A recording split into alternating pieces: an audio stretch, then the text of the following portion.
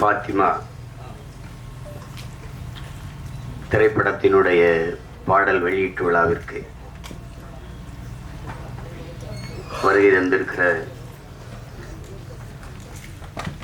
அச்சு ஊடக காட்சி ஊடக அன்பு உறவுகள் அனைவருக்கும்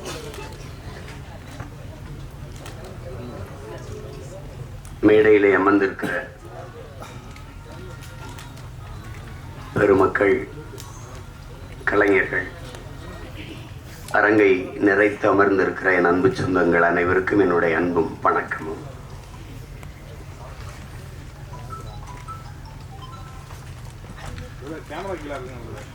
பாடல் வெளியீட்டு விழா என்றாலே இசையமைப்பாளர் தான் அதனுடைய நாயகன். ஒரு சிறு வயது ஒருத்தன், அவனுக்கு மொழி இனப்பற்று அதிகம். காதல் படத்தில் இருந்தே தம்பி எனக்கு தெரியும். அப்புறம் மகேந்திரன் சிறந்த கலைஞன், அவனுக்கு வாய்ப்பு சரியா அமையல. அவன் நடித்த சல்லியர்னு படம் இருக்குது, சல்லியர்கள், அதில் அவன் தான் கதாநாயகன். மிகச்சிறப்பாக நடிச்சிருப்பான். இருக்கானா போயிட்டான். மகேந்திரன் ரொம்ப சிறப்பாக நடிச்சிருப்பான். ஒரு போராளியாக வந்திருப்பான். அவர் இரு காலம் இருக்கு, எங்கே போயிருப்பது. நல்ல திறமையான கலைஞன்.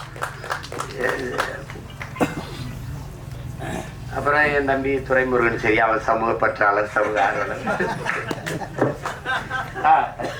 என் தம்பி கிடாரி அப்படின்னா உங்களுக்கு தெரியும். அது காலையில் கிடாரி மாடுகள் நாங்கள் சொல்லுவோம். அது ஒரு திமிர் எடுத்த தினவு எடுத்தது அது சொல்லுவோம்.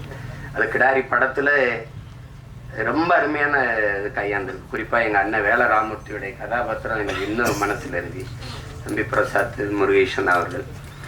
அதை நாங்கள்லாம் அந்த படத்தை பார்த்து யார் இயக்குனர்னு நான் எங்கள் ஐயா உலகமே செய்யாதே என்று சொன்னால் சரி என்று விட்டால் செஞ்சிருந்தார். அதுதான் கோட்பாடு. அதை தான் நம்ம செய்யணும். விவேகானந்தர் நமக்கு என்ன கற்பிக்கிறார்? எதற்காகவும் உண்மையை விட்டு கொடுத்துறாது, ஆனா உண்மைக்காக நீ எதையும் விட்டு கொடுங்க. இதே வெவ்வேறு வடிவத்தில் ஒவ்வொரு தத்துவ ஞானிகளும் மேதைகளும் சொல்லி வந்திருப்பாங்க. ஆனால் இதே தான் எங்க தலைவர் என்ன சொல்றார்? நாம் சாகலாம், சாதாரணமானவர்கள், ஆனால் சத்தியம் தோற்றதாக சரித்திரத்தில் செய்தி இல்லை. நாம் சத்தியத்தின் பக்கம் நிற்கிற சத்தியத்தின் மக்கள் நாம் வெல்லுவோங்கிறது. அது என்னதான் சொல்றாங்க. அது அந்த மாதிரி நம்ம எதிர்க்கும். நபிகளே என்ன சொல்றாரு? அநீதியை கண்டு அச்சம் இல்லாமல் துணிந்து எதிர்ப்பவன் எவனோ அவனே உண்மையான ஜிகாத்துங்கிற.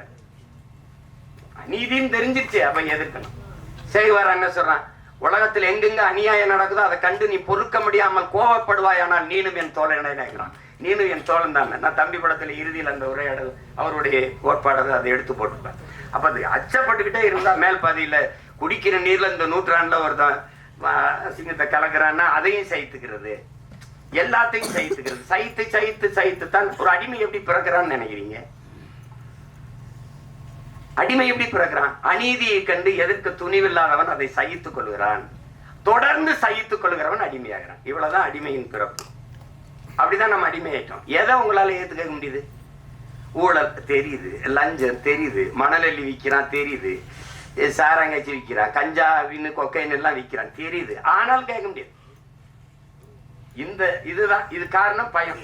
அதே எங்க தலைவர் இந்த மரணம் என்ற ஒன்றுக்கு பயப்படுவதாலே இந்த மானுட சமூகம் பல்வேறு துன்ப துயரங்களை தூக்கி சுமக்குதுங்கிறாங்க. எதுக்கு பயப்படணும்? நான் உயிரோடு இருக்கிற வரை சாவை என்கிட்ட வராது. நான் சாகும்போது நான் உயிரோடு இருக்க மாட்டேன். மரணம் என்கிட்ட வரும்போது உயிரோடு இருக்க மாட்டேன். எதுக்கு பயப்படணும்?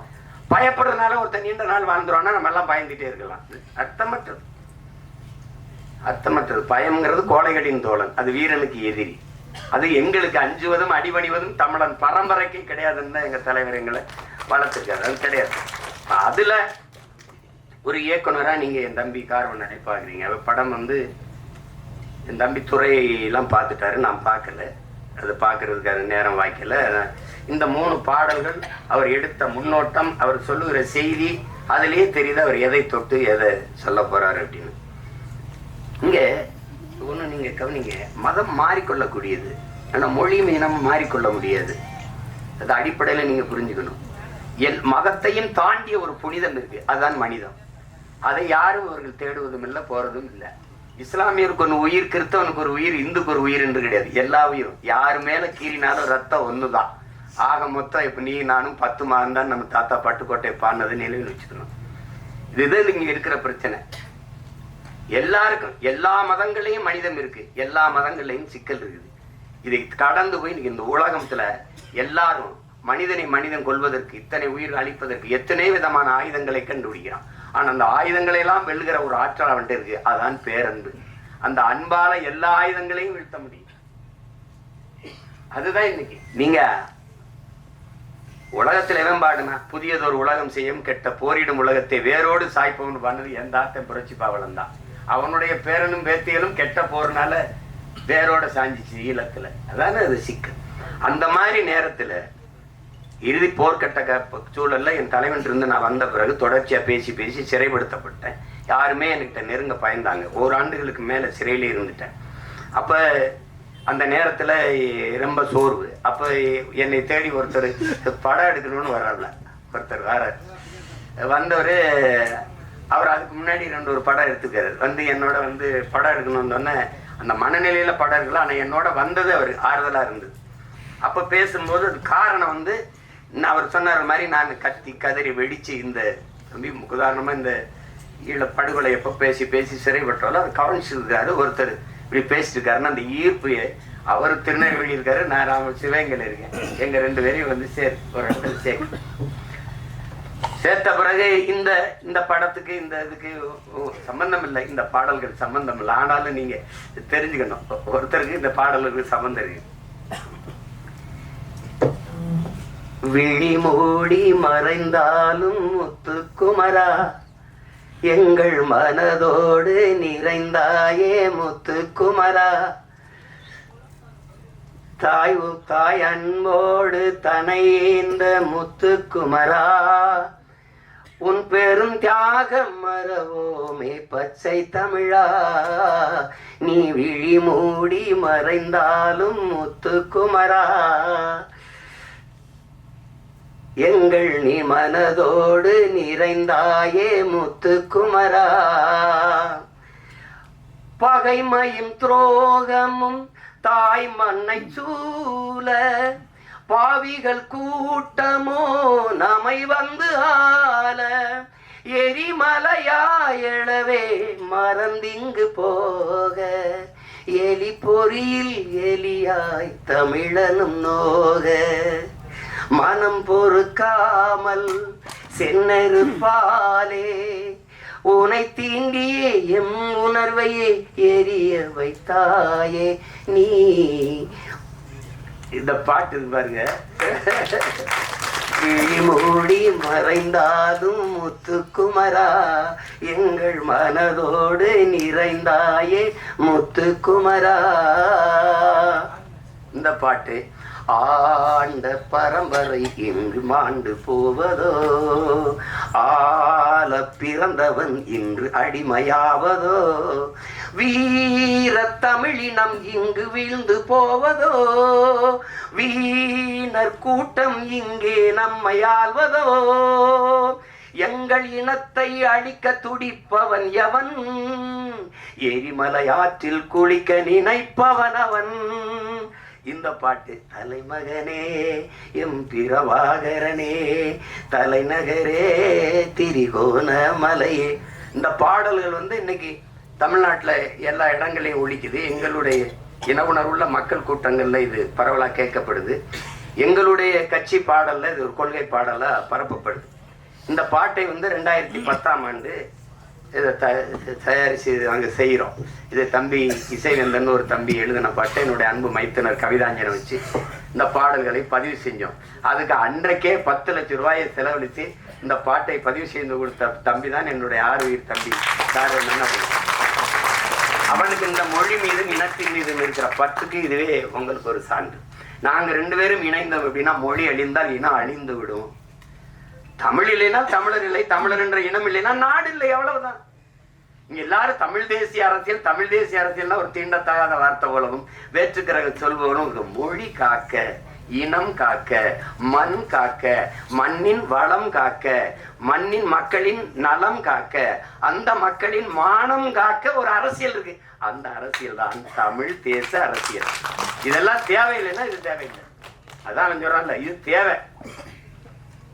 எங்கள் முன்னவர்கள் கே.ஆர்.பி. விஸ்வநாதனோ, அண்ணல் தங்கவோ, மறைமலையடிகளோ, அல்லது சிவானந்தமோ சிங்காரவேலரோ ரெட்டமலை சீனிவாசனோ ஐத்தியாச பண்டிதரோ மாப்போசியோ சீபா ஆதித்தனாரா வரும்போது அவனுடைய பேரன் சீமா நிக்கிற புறச்சுழல் இல்லை.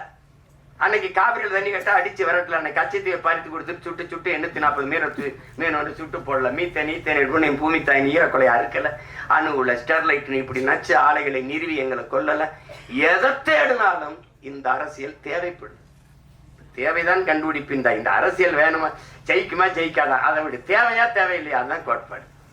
அந்த அடிப்படையில் நாங்க இணைந்து பணி செய்தோம். என் தம்பி என்னோட ஒரு தம்பி, அவன் உணர்வால இணைந்தாலும் உறவான ஒரு உயிரான தம்பியா எனக்கு முதன்மை தளபதியா களத்துல நின்னா என் தம்பி கார்வண்ணன். அவன் நாங்குநேரி தொகுதியில 2016ஆம் ஆண்டு நாங்க 234 சீமா போடுறாப்புலையா 234 பேர் முதல்ல இருக்கானா கட்சியிலன்னு கேட்டாலாம் இருக்கு. இப்ப மறுபடியும் போட போறானா தனிச்சுன்னு கேட்கிறாலும் இருக்குது.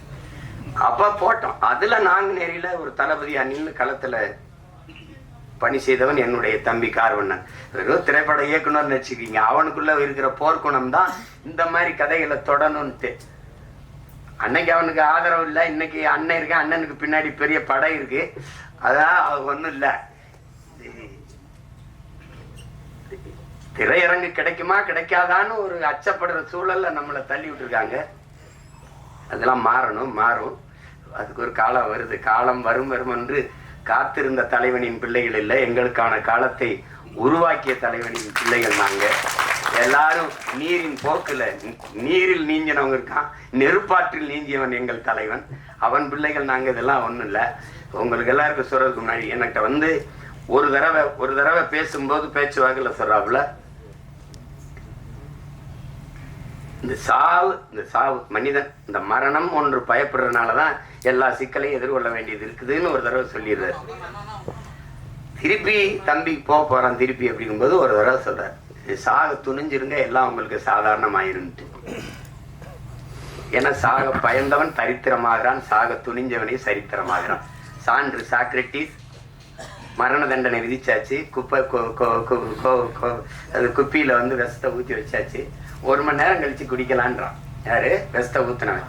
வச்சு கை எடுக்கிறது எடுத்து குடிச்சிடறவல. சாவுக்கு பயப்படல. 1 மணி நேரம் கழிச்சு குடிக்கலான்றான். உங்களுக்கு அவகாசம் கொடுக்குறவன் எடுத்து குடிச்சிடறவல. அதனாலதான் அவன் சரித்திரத்துல அவனுக்கு இடம். உங்களுக்கு புரியுதுன்னு நினைக்கிறேன். பகத்சிங் வந்து மன்னிப்பு கடிதம் எழுதி கொடுத்தா விட்டுறேங்கிறான் தூக்கி சண்டனில. ஆளுநருக்கு கடிதம் போகுது, பகத்சிங் அனுப்புறான். மன்னிப்பு கடிதம் தான் பகத் கேட்டான்னு நினைச்சு பிரிக்கிறாப்ல. பிரிச்சா பைத்தியக்காரா, நீ என்ன நீ தூக்குல போட சொல்லியிருக்க, அதை ஏற்க முடியாது. நான் உனக்கு அரசியல் போர் செஞ்சிருக்கேன், அதனால என்னை துப்பாக்கியில சுட்டு கொள்ளு, இல்லைன்னா பீரங்கி வச்சு என் நெஞ்ச பிளந்து கொள்ளு, தூக்குல போடாத. நான் வந்து அப்படிதான் உங்களுக்கு அதை படிச்சுட்டு அவனுக்கு வேர்த்திருச்சு, மிரண்டுட்டான். அதனாலதான் சரித்திரத்துல அவனுக்கு இடம்.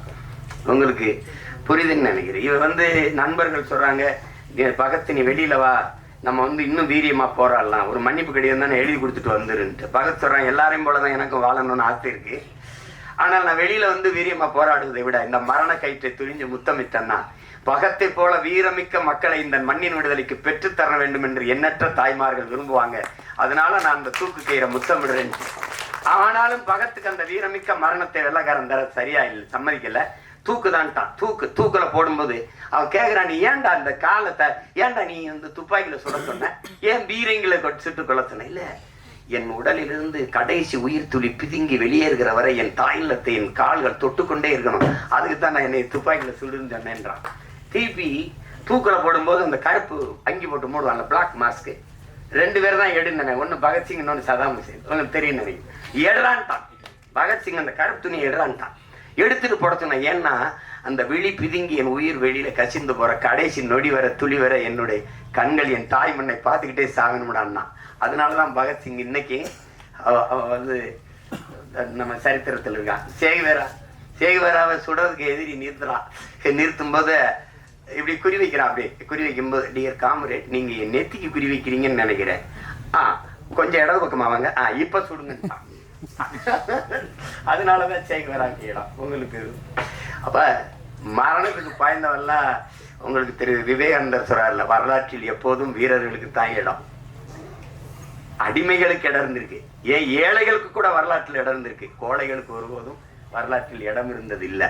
அதனால இதுக்கெல்லாம் பயந்தா ஒன்றும் இல்லை.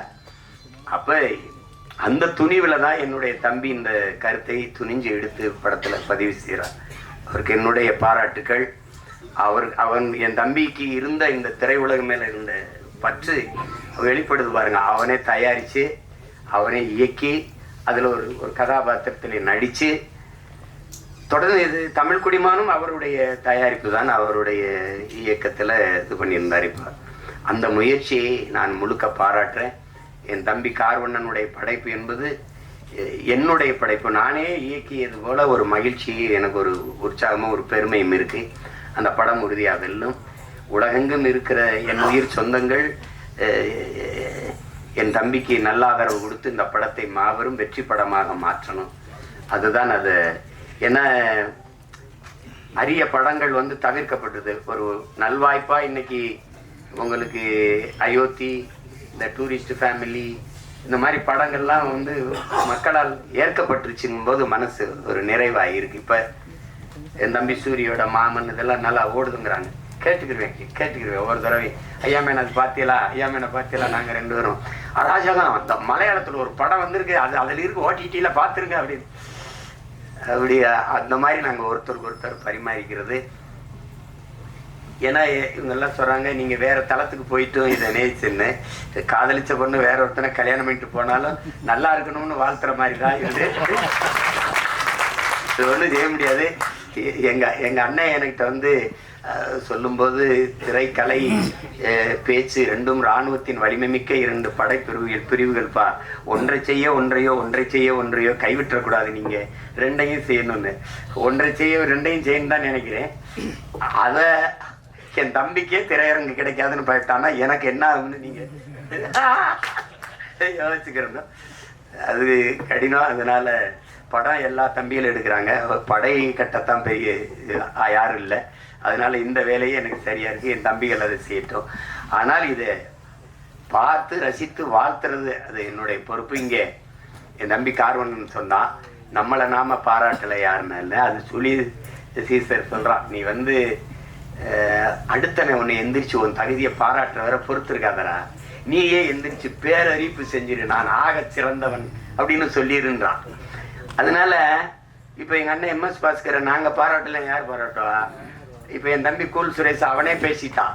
ஆனா நீங்க என்ன நினைக்கிறீங்க, அவனை பைத்தியக்கார மாதிரி பாக்குறீங்க. இதுதான் பிரச்சனை. எங்க அப்பா இங்க பாருங்க, எங்க அப்பா இங்க பாருங்க, பசும்பன் படத்துக்கு பாட்டு இசைக்கிறது முதல்ல ரகுமான் அவர்கள் தான் இசை. அவன் 2 பேரும் வண்டியில போயிட்டு இருக்கேன், எங்க அப்பாவே வண்டி விட்டாங்க. வண்டி விட்டு அதுல சொல்லுக்குள் வார்த்தையை சுருக்கி வைக்கும் சூத்திரதாரி. ஊடக நண்பர்கள் அனைவருக்கும் வணக்கம்.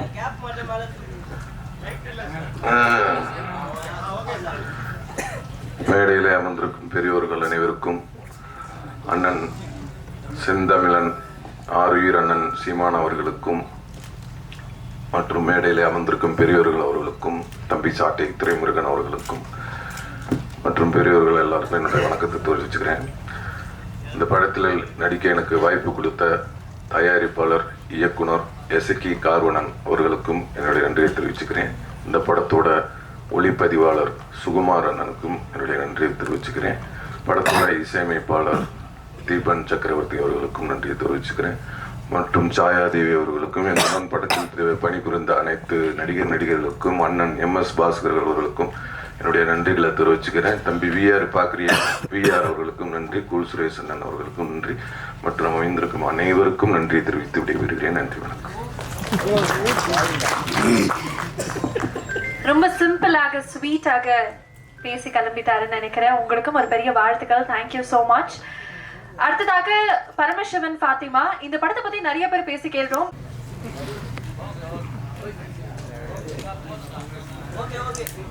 Okay sir, thank you sir, thank you so much.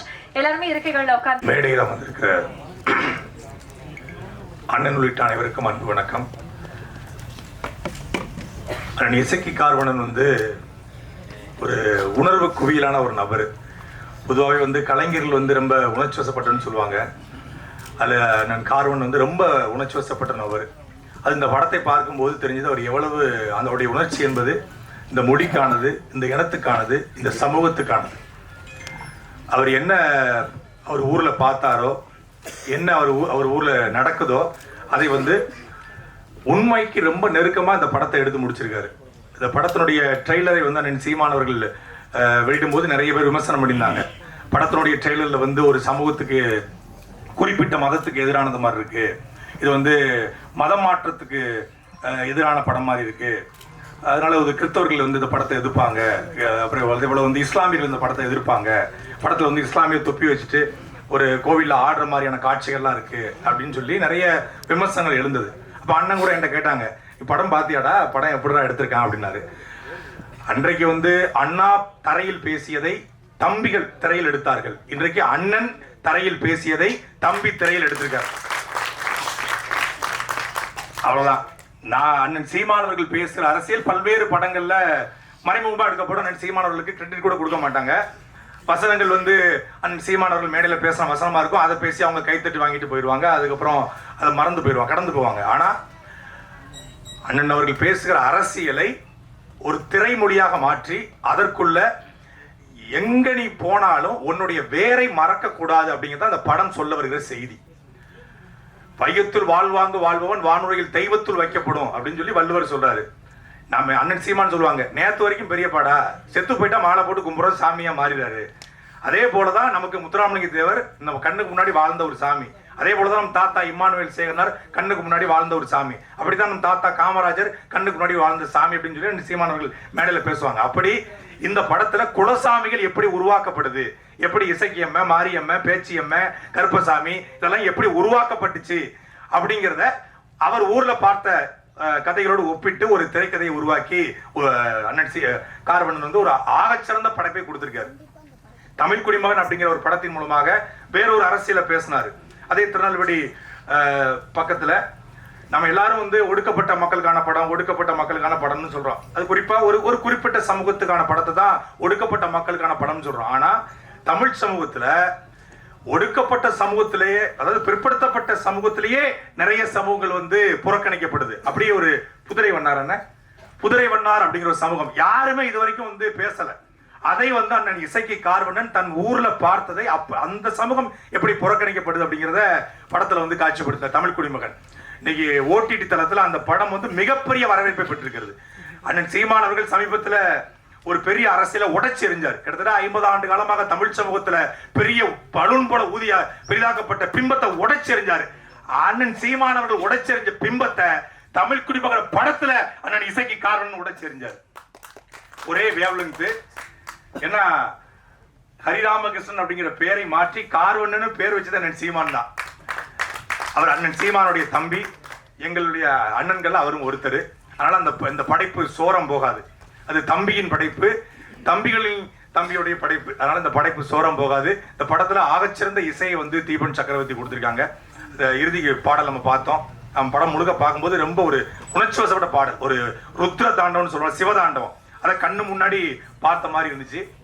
எல்லா பாடலுமே சிறப்பா வந்திருக்கு. விமல் அவர்களும் சரி ஒரு மிகச்சிறப்பான ஒரு நடிப்பை கொடுத்திருக்காங்க. அவங்க தமிழ் சமூகத்துல ஒரு புறக்கணிக்க முடியாத நடிகராக இந்த படத்தின் மூலமாக சத்தியமா வருவாரு. அதே போல படத்தில் நடிச்சிருக்க ஒவ்வொருத்தருக்கும் என்னுடைய வாழ்த்துக்கள். அண்ணன் இசக்கி கார்வனுடைய இந்த படைப்பு வெல்ல என்னுடைய வாழ்த்துக்கள். நன்றி, வணக்கம்.